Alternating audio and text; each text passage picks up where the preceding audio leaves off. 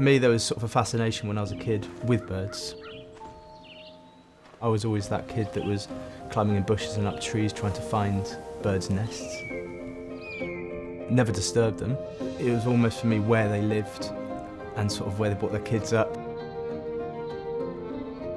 And I just started to draw them, and I would have drawn thousands, maybe hundreds of thousands of birds in my lifetime now. So it's sort of a hobby that I've got carried away with. Hi, I'm Luke Weston. I'm an artist, a writer and a sculptor. So Luke Weston Art was formed really thanks to GeoBird.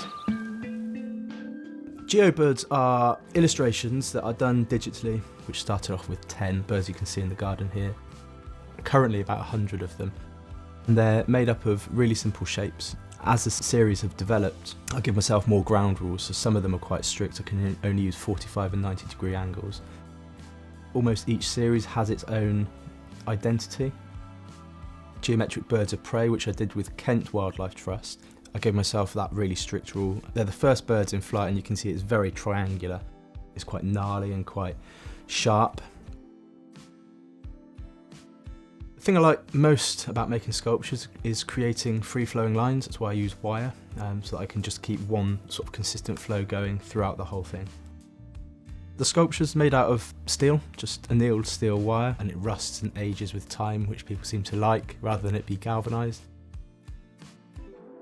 You can build layer upon layer, right down to sort of making individual feathers out of wire. So I like to try and hide the mounts where I can. The barn owl chasing the rabbit, the whole mount is hidden in the rabbit's foot and sort of flows up through the owl and into the wings. My first book, The Best Nest Contest, started as a sort of a seed of an idea. Stood here with my little girl narrating the scenes of a birdhouse. There seems to be lots of squabbling over a new birdhouse that we put up.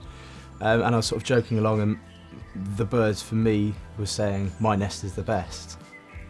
The Best Nest Contest is all about teaching kids what different birds' nests are made of and where you might find them. It would be amazing even if just one wildlife ambassador came out of it in 30 years' time and said, all started with the Best Nest Contest. That would just be the best feeling. What I really love is when I get messages from people or reviews that the children have read the book, taken notice of what the bird looks like, and then when they're out they're looking for the bird, because that's that's like the first little step into the life of bird watching and wildlife loving. So the natural love of wildlife, I think most kids are born with it. My mum has always been a bird lover. Before she passed away, it was like her main hobby. For me, my mum nurturing it and teaching me things about these birds and buying me books on birds and watching David Attenborough, it just kind of really nurtured my interest in it. I wanted to learn more, and I think it's important to nurture the interest, because at some point, if no one nurtures it, at some point it's going to fall off. The average bird watcher's life story and progression takes a massive interest when they're younger, and then they get to those difficult years of 13, 14, 15, 16, where it's not very cool to be the bird watcher in the group. You probably have the mickey taken out of you. Do you know what? I don't care what other people think, I enjoy it. And when you get to that place in your life where you're just like, I really don't care what you think, is a really nice place to be. For me, it's important for kids to learn about birds because it leads on to a whole lifetime of interest in wildlife. If children don't look after nature, who will? They're the next generation of wildlife ambassadors. When we're long gone and without interest, they won't understand it. It makes it real in their minds that they can have a direct impact on wildlife. I think bird watching is very cool. Yeah. Don't see how raptors and hawks aren't cool.